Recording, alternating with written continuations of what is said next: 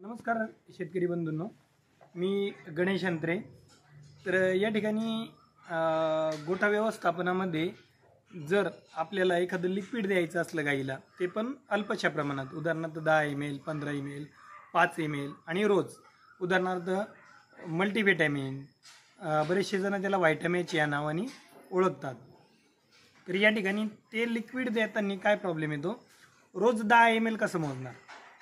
तुमची एक गाय असली तर ठीक आहे, तुमच्या जर 7 8 10 15 गायींचा गोठा आहे, मोठा आहे, तर या ठिकाणी रोज ते बुचणामध्ये मोजून टाकणं तितकंसं योग्य होत नाही। तर त्याला आम्ही एक पर्याय काढला होता। आता शेतकरी बंधू भेटायला आले त्यावेळी त्यांनी सांगितलं की छोटासा व्हिडिओ बनवून टाका। तर एक सर्वांना विनंती आहे की या क्वालिटीची बाटली भेटते कृषी सेवा केंद्र स्टिकरची। तर बरेच जण हिला ओळखत पण असेल, स्टिकर आहे।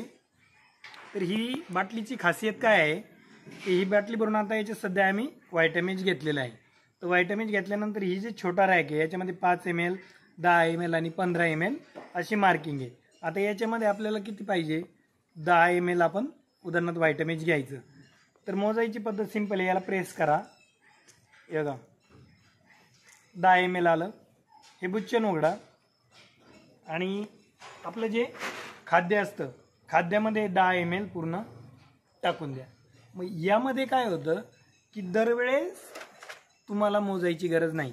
आता परत ज्यावेळेस तुम्हाला 10 ml पाहिजे परत दुसऱ्या गाईसाठी, तर फक्त काय करा, प्रेस करा, हे बघा परत 10 ml आणि परत अशा पद्धतीने तुम्ही खाद्यामध्ये टाकू शकता।